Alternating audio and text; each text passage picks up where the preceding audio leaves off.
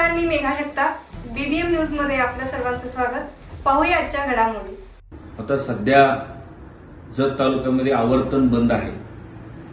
आमचे जिल्ह्याचे खासदार आदरणीय संजय काका आणि आपले पाटबंधाऱ्याचे अधिकारी एक्झिक्युटिव्ह इंजिनियर एसई अधीक्षक अभियंता आणि राज्याचे जलसंपदा मंत्री आदरणीय देवेंद्रजींना आम्ही विनंती करून तातडीने जत तालुक्यात आवर्तन सुरू करणे गरजेचं आहे. यासाठी आम्ही त्यांना पाठपुरावा करणार आहे. कारण पाणी सोर्स संपलेले आहे. एकदा दोडनालामध्ये जरी आवर्तन सोडलं तरी सुद्धा पूर भागातील 40-50 गावांना पिण्यासाठी तरी पाणी पुरवठा होऊ शकतो. इतर कुठंतरी पर्क्युलेशनचा जरी विषय होईल, अशी पावसाची अजून सुरुवात नाही. काही ठिकाणी छोट्या प्रमाणात झालेले आहे, पण सोर्स व्हावं अशी इतकं पाऊस झालेला नाही. आवर्तन सोडण्यासाठी सुद्धा पाठपुरावा आम्ही करणार आहे. सध्या तालुक्यात खूप मोठं दुष्काळ पडलेलं आहे. महाराष्ट्रातील इतर तालुक्यांच्या तुलनेत जत तालुक्यामध्ये 78 गावामध्ये आता सध्या टँकरने पाणी पुरवठा सुरू आहे. या ठिकाणी पूर्व भागातील दोड्डनाला असतील, अंकलगी तलाव असतील, तिथले सोर्स संपलेले आहे. आता पूर्व भागाला सेगावमधून पाणीचे तिथं वाहतूक सुरू आहे. वेळेवर टँकर पोहोचत नाही.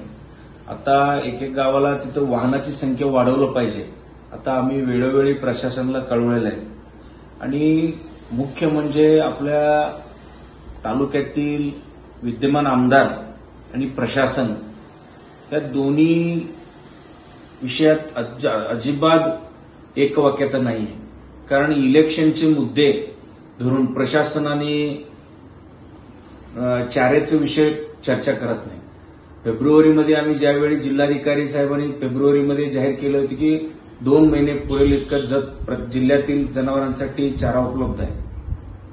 फेब्रुवारी मार्च गेल्यानंतर आज एप्रिल संपलेले आहे, मे संपलेले आहे. चाऱ्याच्या विषयावरती प्रशासन बोलायला तयार नाही. आणि चाऱ्याच्या विषयावरती कुठल्या आमदारांनी कुठं तालुक्यातील पशुधनाबाबत काही सर्व्हे केलं नाही. यामध्ये जत तालुक्यातील एकतरी पशुधन धोक्यात आहे आणि पाणी टंचाई, खूप मोठ्या प्रमाणात पाणी टंचाई आहे. प्रत्येक लोकप्रतिनिधी सरपंचांचा फोन येते की आम्हाला टँकरची खेपा वाढवलं पाहिजे. जनावरांची पाण्याचं ही मिळत नाही. आणि मानसी 20 लिटरचं तरतूद होता 2011चे जनगणनेनुसार.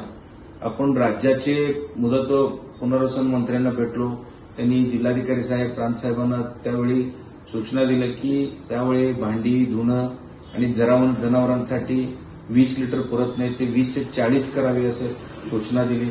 त्याबद्दल आता आमच्या जतमधलं प्रतिनिधी जे आमदार आहेत त्याबद्दल काहीतरी सिरियस घेऊन 40 ते 60 लिटर कसं होईल पाणी पुरवठा पूर्व भागात असू दे, पश्चिम भागातून असू दे, जनावरांसाठी, माणसांसाठी काही उपाययोजना केल्या नाहीत. आणि सध्या चारा टंचाई इतकं मोठ्या प्रमाणात आहे की आता जर्सी गाई आहेत. मुख्य उद्योग जत तालुक्यामध्ये दुष्काळी भागांमध्ये इथं काय ऊस पीक एवढं मोठ्या प्रमाणात नाही. सगळं शेतकऱ्यांचे जर्सी जनावर आहे, ते दुधावरती त्यांचे संसार चालतात. चाऱ्याच्या बाबतीत काहीतरी ठोस निर्णय घ्यायला पाहिजे होता. चारा छावणीसाठी असू दे, जरी शासन आमचं असलं तर सुद्धा त्या आचारसंहितेनंतर किंवा दरम्यानच्या काळामध्ये चारा डेपो किंवा चारा छावणी किंवा थेट अनुदानासाठी आम्ही मागणी करणार आहे. आता पहिल्या आठवड्यात जाऊन या विषयावरती आम्ही मागणी करून राज्याचे मुख्यमंत्री, उपमुख्यमंत्र्यांना या विषयावरती बोलणार आहे. पण आता सध्या जबाबदार व्यक्ती म्हणून तालुक्यातील लोकप्रतिनिधी ह्या गोष्टीला अजिबात बोलायला तयार नाही. ती कुठं आहेत माहिती नाही. तिकुंडीसारख्या गावामध्ये 40% द्राक्षी बाग पूर्ण वाढलेले आहेत. त्या ठिकाणी आता सध्या आपत्तीपेक्षा वाईट परिस्थिती आहे. त्या ठिकाणी कृषी अधिकाऱ्यांना जाऊन ते पाहणी करणं, तिथून ते रिपोर्ट पाठवणं गरजेचं आहे. कुठलाही अधिकारी जात नाही, महसूलचे जात नाहीत, कृषी विभागाचे कोणी जात नाही. म्हणजे अशी वाईट परिस्थिती तालुक्यांमध्ये. फळपीक धोक्यात आहे, पशुधन धोक्यात आहे, माणसांची तिथलं पाणी पुरवठा धोक्यात आहे. तर योग्य नियोजन नाही. प्रशासन आणि लोकप्रतिनिधीमध्ये एकवाक्यता नाही, अंडरस्टँडिंग नाही. आता निवडणुकीचे मुद्दे पुढे केले. 7 मे रोजी निवडणूक पार पडली.